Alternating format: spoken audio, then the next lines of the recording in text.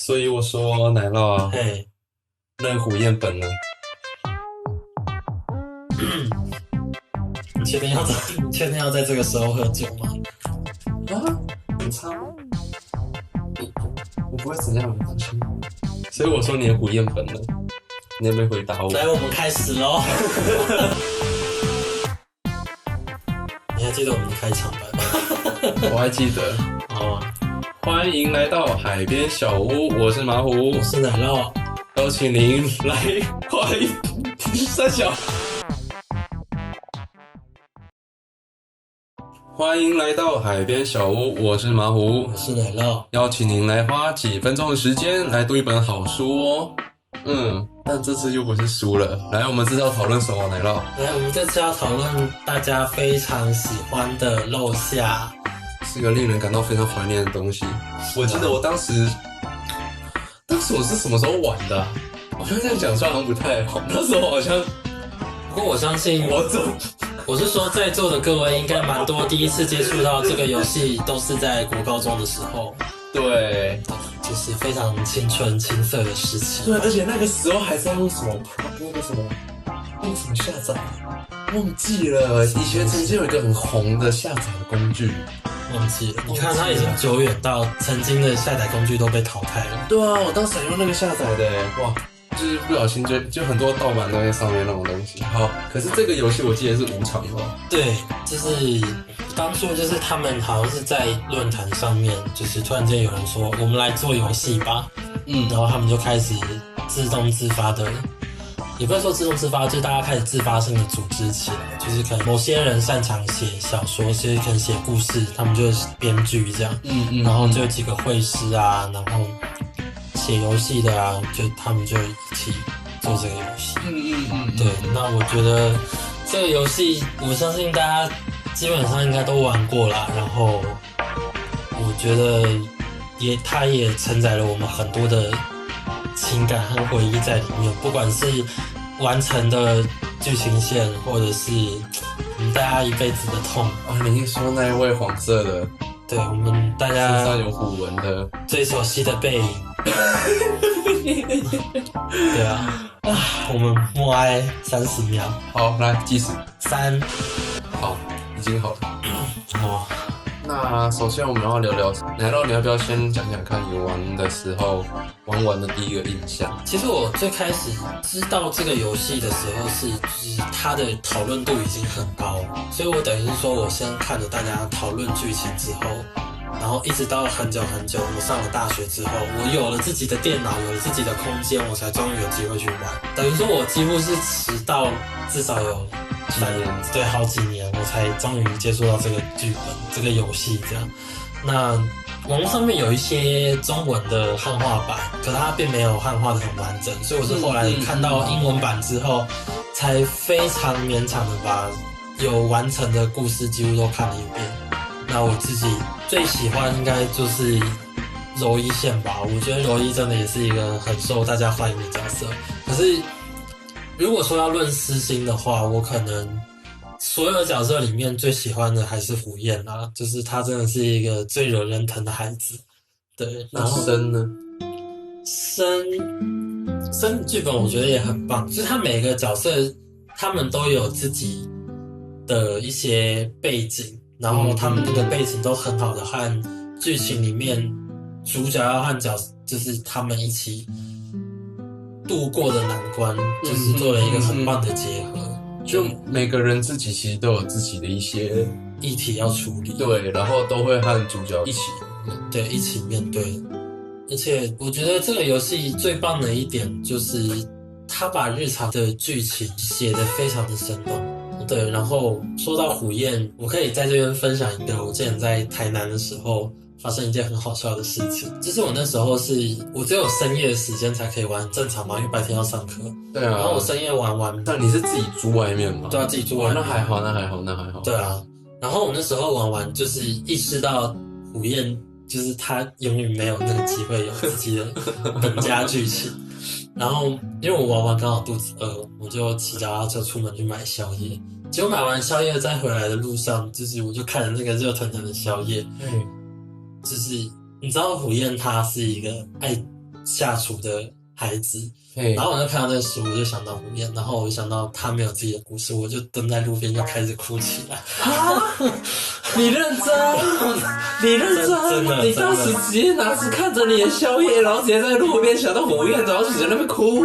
对啊，就是你也是性情中人。那个时候就是整个人很投入在就是落下里面，对，然后现在回想起来，更尴尬的事情还在后面。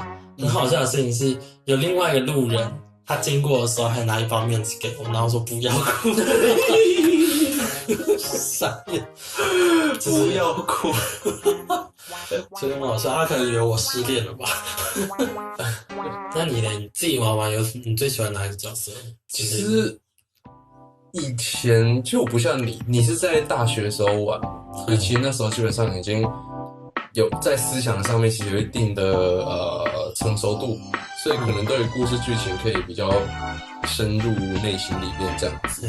但当时我在玩的时候，其实我应该是国二吧，这样讲不太好，人家好歹是18禁的游戏，但是我在那个时候就觉得好剧本可以评一下。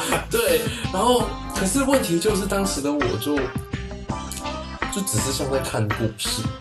说真的，主角或是角色里面很多内心戏，或是很多需要一定程度的经历之后，才有办法有共鸣。对，那时候没什么共鸣，所以我当下就只是看说，这个角色蛮可爱的，而且他蛮帅的，然后我就去选他。那其实我当下第一个玩的，我记得是。我第一个当然是选虎彦了，但后来就没有伤心，痛。我当时因为虎彦就跑去玩的游戏，因为觉得他很可爱。可是后来好像第一个玩是谁？光哉。光哉也是大家超爱的，就是那个造型。对。可是我对他的剧情有点没什么印象。我记得好像是他就是跟家里。就为了梦想大吵一架，我觉得这件事情也是一定很多人都会有共鸣，一定都会有，尤其是走创作的伙伴，对，大家一定都会曾经为了现实和梦想，对，发生这样子的事情。是。然后，对不起，请消音。其他时候，其他角色我再来就玩柔一吧。可是问题一样，就是因为当时的我脑袋有一点怎么讲呢？就心智还没有成熟到可以。第一次玩应该还没有汉化吧？对，那时候还没有汉化，所以我只能靠日文的汉化。我刚刚讲汉化，你知道换到哪里去？因为当时还没有汉化，所以我当时其实就只能靠日文还有汉字去猜它的意思。但所以其实没办法说真的很深入去看它里面的一些剧情啊、一些细节啊，或是他们讲了什么话之类的。那我最近是有跑回去看它里面的一些剧情，就是有些人有整理那个各个角线的那个主线这样子，对，汉化剧情。那因为其实我当时对柔一的刀很深刻。所以我觉得那个某方面来说也不一定算刀它就只是黑化的结局。对，就只是黑化的结局。所以我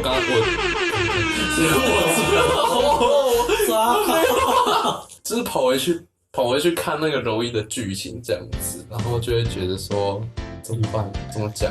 突然间有一种感触吧。突然间有一种感触，但是我好像也说不太上来。就是我觉得。这就是一个好的剧本会带给观众的感受，它不会只有带给你单一一种情绪，只是你会突然间有很多种酸酸的、甜甜的、苦苦的都有这样。对啊，这就是人生，所以这就是这个剧本好的地方。对，而且我觉得这个剧本，我觉得这个游戏应该说这个游戏它有个蛮重要的地方，就是提到归属感的部分吧。不知道能让你怎么觉得？如果是要讨论这游戏的有关归属感的部分的话，我觉得归属感就可以是我们可以为这个游戏所下的一个注解吧。因为其实你看，不管是哪一个角色，他们最后就是主角一定都还是得离开嘛。对啊。但是他在这个暑假期间所跟这些朋友建立起的这个新的连接，让他对于水乡村就不太，他就这个村就已经不再只是一个童年回忆的地方，而是说他有了一个等待他回去的地方。对，就是我觉得这会是一个，就是我们每个人都很渴望的，大家都希望有一个地方可以等待我们回去。其实我觉得这就是这个编剧他有很好的去抓住这样子的恋爱故事，甚至是更扩大一点，你再把层次往上拉来看，就是一个人的心里面所渴求的东西是什么。它是一个超越语言的，你看他们这个是日本的游戏嘛，你看不管是他们有翻成英文，或者是台湾这边也有汉化，不管是哪一个地方的人，但我相信基本上看完这个故事，大家一定都是很有感触的。对，因为渴求一个归属，渴望被爱，或是享受爱人的感觉，这个是每个人都想要的。对，还有一个我觉得很棒的地方，就是他音乐做的真的好。对，那他音乐是自创的吗？他可能有一些是自创，然后有一些会去找网络上的素材。对。但是不管怎么样，我觉得他的音乐的选择是处理的很恰当，而且他和那个场景的搭配都蛮适合，很恰当的，是真的很细心啦。他音乐的选择其实也是蛮多手的，但大概是我目前看过我自己看过的这种兽人的恋爱游戏里面，那个背景乐最多的一块。对，顺带一提，在我们录 podcast 的这一天呢，难道说他为了要吹某一个落下里面某一个音乐，跑去买了陶笛啊？陶笛贵，我们来期待他哪一天可以吹出来表演给大家听。如果有这个机会的话，就是希望不会让大家不要伤害你们的耳朵。对。那我们刚刚讨论那么多，那我们接下来要不要来谈一下说个别角色他们有一些有趣的小设定？对，我觉得这个真的很好玩，编剧的小巧思。对啊。首先先讲谁呢？要不要先讲柔一好了？讲柔一，你说他像爸爸的部分吗？我觉得这个超好笑，就是我那时候看到他们在那个祭典的摊位上，就是那个摊位老板。就是说柔一和主角像是爸爸带小孩，我真的看到那个笑死。我觉得那个比被叫叔叔还要更惨。对。可是柔一这样不错啊，大家不是都很喜欢爸爸的吗？就是那个以站在主角立场来说，当然很棒啊。可是你莫名其妙就被别人以为年纪这么大还带一个小孩，难怪他会受到打击。超好笑，他好像每次都被吐槽。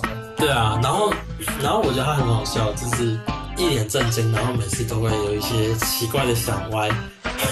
对，尤其是在图书馆那一次，我真的快笑死了。我记得露营的时候是不是也有？对啊，露营的时候就是大家都在讲刷牙，对，然后在牙刷的时候说这个比较粗啊，比较怎样，然后放到嘴巴里面。对，然后他就是说在字，然后他就揍了火焰了。对啊，因为就大家还会讨论说，我通常都是早晚各一次啊，然后什么的。对啊。而说是一天这么多次不太好吧？快笑死了。还好啦。而且我觉得他真的很可怜，被主角阴的。就是图书馆那个时候，而且是在生的面前，超可怜。我有点记不清楚，那边我看的有点快。他就是主角跟生讨论到每天就是运动这件事情。对，然后本来就是生说他有在打网球，然后主角就说做这个，然后他的手就动了一下。然后主角他其实本来意思是说，就是写字也算是运动，可是就是他们那时候站的位置，所以在柔一的视角来看，主角的手是上下移动。我觉得是柔一的问题。然后说什么健康的男性都会做的事情。口嫌体正直，真的不是口嫌体正，就是一脸正，就是正经讲，就是对，然后就是装镇定这样子，然后重点是还那么认真的大吼出来，就是对，很诚实啊，很诚实。重点是他在图书馆，好啊，那我们下一个来讲那个谁，虎燕吗？我觉得虎燕和陈数要一起讲，因为他们两个真的一搭一唱也是很好笑。对，可是其实真的要讲一搭一唱的话，虎燕和谁都搭得起来。对啊，所以他可以跟光在斗嘴，然后他可以跟陈数两个讲黄色笑话、黄色相声。对，然后他每周会被柔一揍。对，所以他其实是，我觉得虎燕是这个团体里面的核心。对。虎燕。好，我觉得他会做菜这点真的太棒了。不是有一句话这样讲吗？要抓住男人的心，先抓住男人的胃。而且你看，一天到晚大家想要跟谁交往，都马是他很会做菜，然后每次遇到很会做菜的人，可以就是可以这个我可以，他是天才这样之类的，或者是可以嫁人之类的。对啊，虎燕拜托，而且他们家又是旅馆。对，你看，又会做菜，然后家里就是旅馆，然后旅馆那个隔音又不错，还有温泉，你看，天才然后身材又好，对，然后个性又棒了，就是还 OK， 敦厚可爱的。对，你看为什么他没有？他惨，再怎么惨没有比那个隔壁棚最近那个什么那个警犬里面某一只哈士奇啊，就那一只啊惨啊，对，没事。那我们下一个来讲谁？我记得还有那个谁啊，光哉。哦，我觉得光哉这个角色真的是写实到一个会让人心痛。你说为了梦想，对啊，和家里起冲突，然后闹家庭革命什么的。可是最后我记得光哉他好像有开了一场算是自己个人那个团体的演唱会。就他们其实一直都有去参加演唱会，但他们后来就是要去参加一个比赛，然后那个就比赛前，光哉的妈妈有就是私下跟光哉见面过，然后就跟他讲说，如果就是跟他谈好条件，他这次比赛如果没有赢的话，他就回家。对，他爸最后去看那个比赛。我记得是有，因为他爸其实每一场光哉的演唱会他都有去听，对，真的是，只是光哉没发现。对，其实我想到，当时我爸，其实我觉得你在做自己喜欢做的事情的时候，然后你家人在场，我感觉真的有差。对，那个支持的力量。像是我之前有一次，我记得是合唱团嘛，那个表演，然后那时候我爸好像。我忘记是怎样的，我就邀请他来台北听。其实他身体很差啦，所以其实让他专程上来就很不好意思。可是他那次刚好，所以就让他来听。然后后来好像庆功宴的时候，我就突然间收到我爸的 line，对，他就说他身上没有钱，然后没有地方睡。然后好像那一次，他后来好像打算去，是没有钱，没有地方睡，然后也没有钱回花莲，不知道那一次怎么了。而且那阵子他才刚动完一点手术，所以身体还蛮虚弱。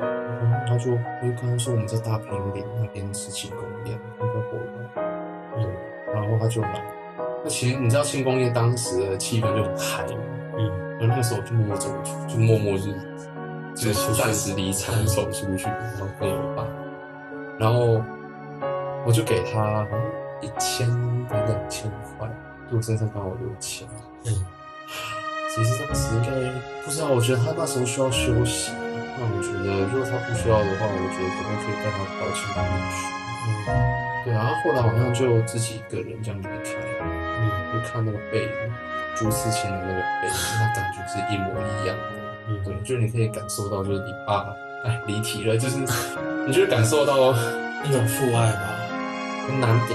对，然后你会感受到他老了，你不知道自己在过多久，就可能没办法感受到这种感受，而实际上真的那好像是你是送他回捷运站，那时候快哭了，就觉得哇，因为最后我说我好抱他，然后还跟他说谢谢这样，所以其实。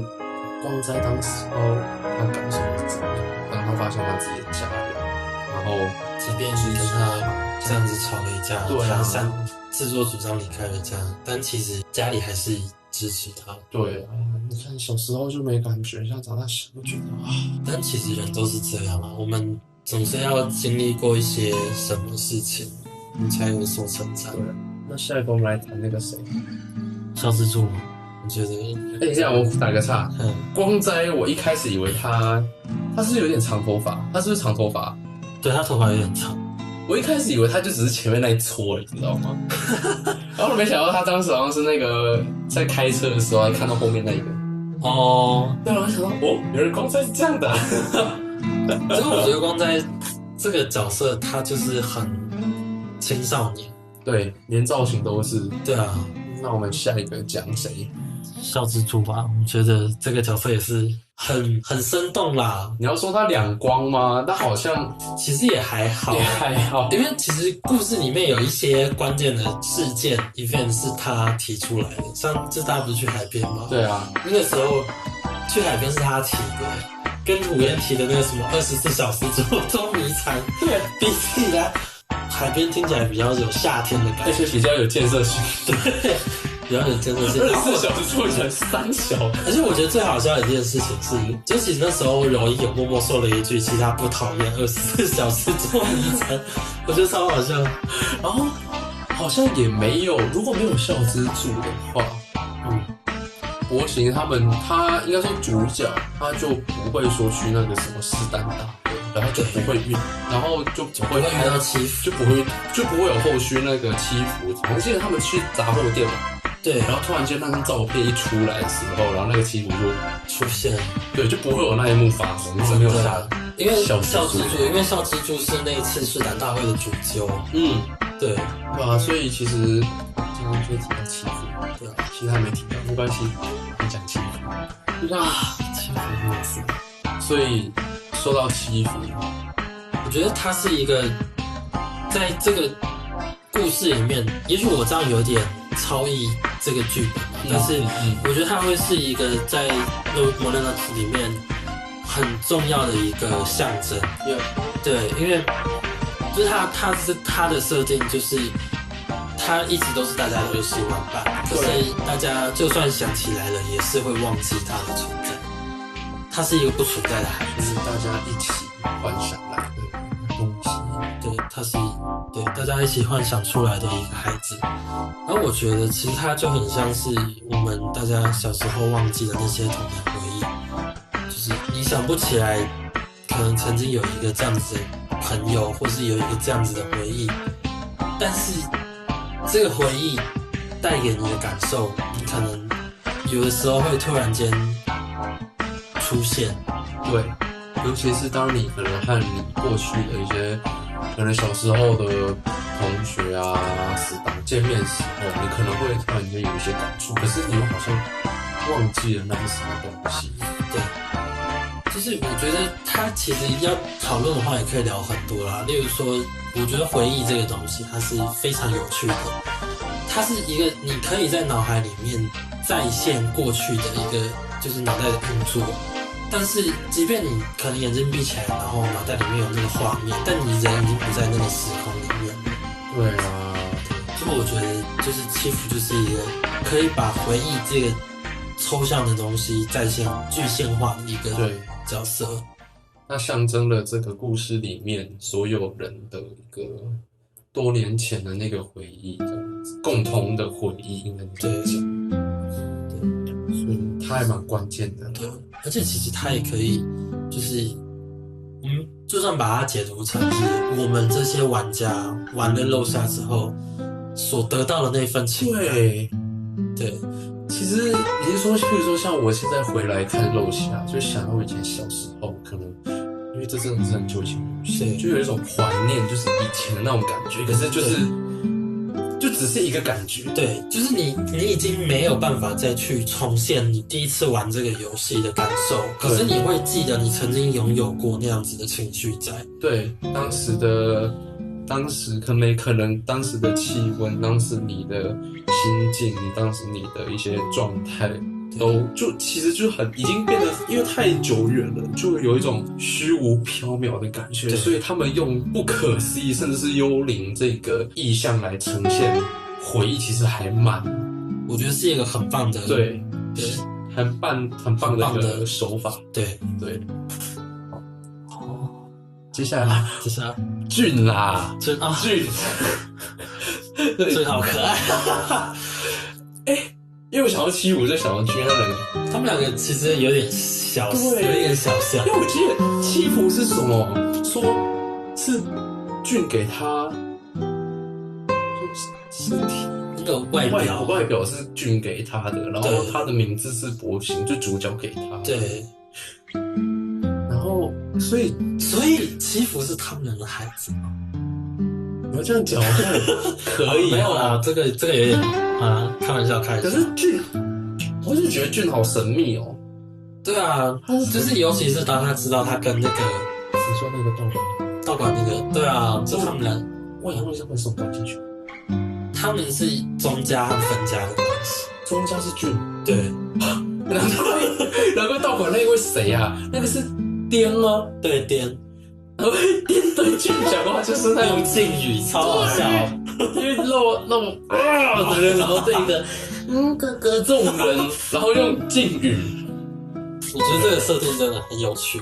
对，就是这算什么？就是应该说蛮鲜明的啦，大家不容易说，就是蛮有存在感的一个设定。对，可是俊除了可爱以外，我记得他是不是有一些内心有一些？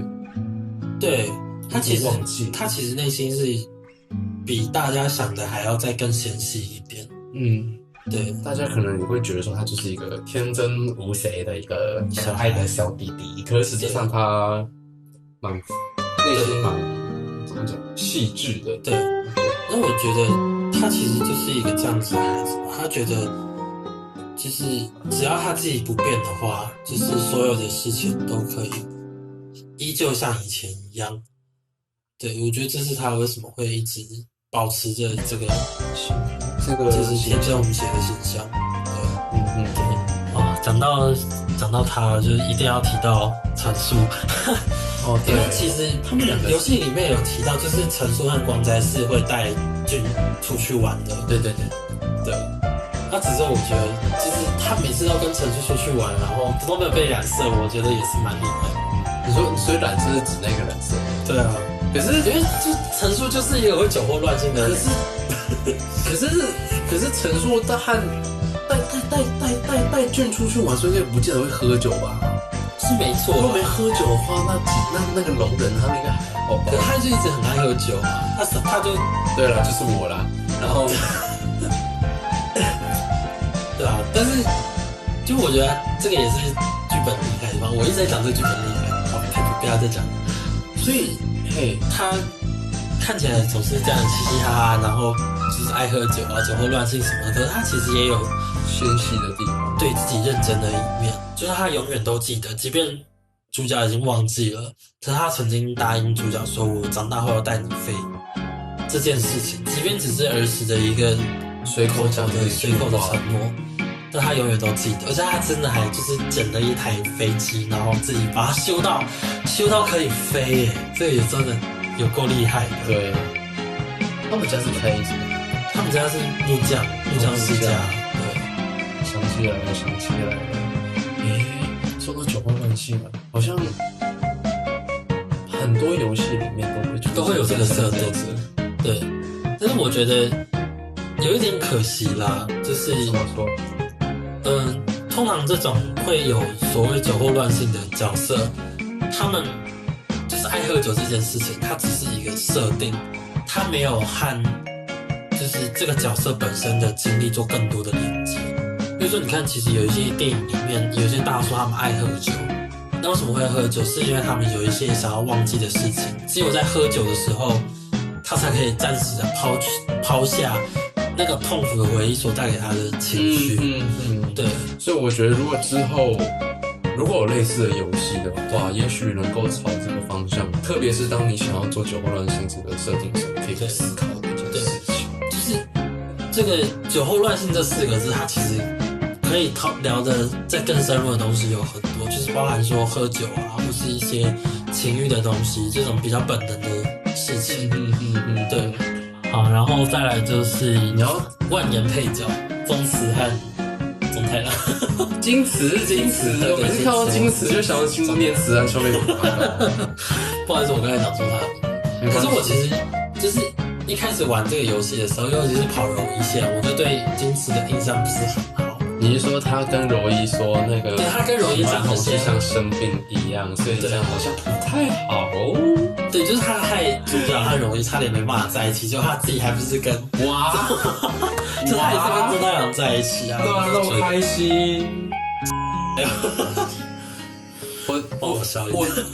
我是觉得中太郎蛮可爱的啦。中太郎是很可爱啊，可是他这个角色的性质跟俊有一点点类似，就是比俊再稍微往少年一点的。对，俊可能就比较正太。然后如果说要用年龄来分的话，俊有点像低年级，然后中太郎就有点像是中高年级。对，他和金子在一起，金子那个样子。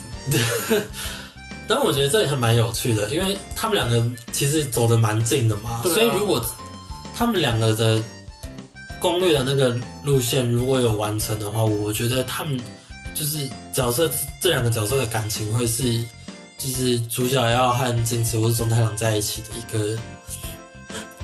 中间会发生修罗场吗？我觉得中间会发生修罗场，好可怕哦！我好想看他们之间的修罗场，尤其是中太郎，就是你看，连跟柔一都会发生这样子的事情。那如果是直接跑入他们两人之间的感情世界，对呀，说不定这件事情会成为金池的一个心坎，就是他有可能会和生一样，就是他会有一种对主角的愧疚感，然后很难去坦然的跟主角在一起。所以主角要解决的事情就是这样子的东西。我自己猜的也许是这样，但也有可能没有我想的那么简单。刚刚提到生了，我记得生他就是很爱吃甜点嘛，然后会喂食柔一甜点嘛，然后很有趣。就是其实我觉得某方面来说，也是因为柔一是一个很可靠的角色，对，所以他会有点投射心理吧，他会想要得到一个可靠的对象称赞他的那种感觉吧。称赞生，对，就是因为生他其实，我觉得他也是一个很惹人心疼的孩子。对，就是我觉得他喜欢吃甜点这个设定也是蛮可爱的。然后更好的事情是，这个剧本有进阶到说，就是把他这个设定，它不只是设定，它成为剧情的一个部分。你说他因为他很会做甜点，所以之后要被家人送去游学，对这件事情。可是他实际上从小就很喜欢主角，对，但就因为这件事情，所以，对，我觉得这完全是可以理解啦，因为其实他在主角告诉他喜欢他之前，他也不知道主角到底是不是，不要说喜不喜欢自己啊，他连主角喜不喜欢男生都不知道。对啊，那其实这种被孤立的感觉是真的蛮可怕的，尤其是当你的世界里面，你的认知里面只有你是喜欢同性这件事情。你说当那个，比如说我喜欢一个人，但是我的认知里面好像全世界就喜欢男的同性，对，然后你又不知道对方是喜欢自己，对，而且如果又再加上说，就是你身处的那个环境一直在投给你的资讯是，正常来说男生应该喜欢女生，男女要互相吸引，可是你却是跟大家不一样，对，然后你又已经是一个就是身体虚弱的孩子的时候，那种无助的感觉会被扩大、被加深。对，就是你想到这点，然后你再去看生的剧情之后，尤其是当他最后就是在主角面前就是溃堤的时候，就是他在你面前呈现自己最脆弱的一面，那个时候你会觉得自己好像被他就是完全的信任，然后你可能也会觉得自己的感情被回应了，就是会有那种感觉，好像说在那一瞬间，你们两个人之间的感情是有连接的，所以我觉得就是生的剧情是很棒的，尤其是他又和可能每个同性的人那种感受做了一个连接，对，那个代入感就会很强。因为我记得他最后要主角离开的时候，是他主动亲。对，那个完美结局是他主动亲上去。我觉得那个地方很好的地方是，我觉得那个地方很棒，是因为依赖别人这件事情，就是不再是他的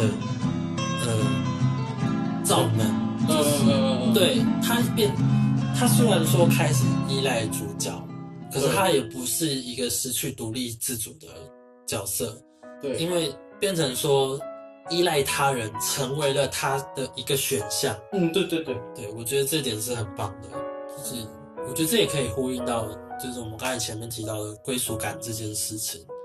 主角成为了神的归属，然后该怎么讲？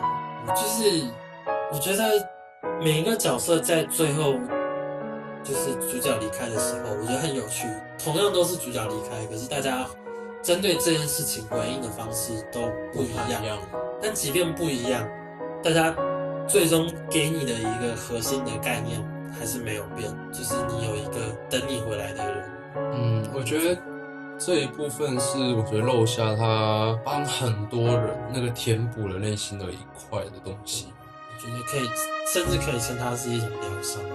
我觉得这是一个在现代社会里面很难真的去感受到的一个情境，或是这种美好吧。对，我觉得这也是这个游戏到现在还是会深植人心的一个蛮大的一个原因之一啦。这个游戏讲到这边，好像也差不多要进一个尾声了。那不知道奶酪你有什么想要跟观众讲的、听众讲的一些事情呢？我要开始，好，没关系。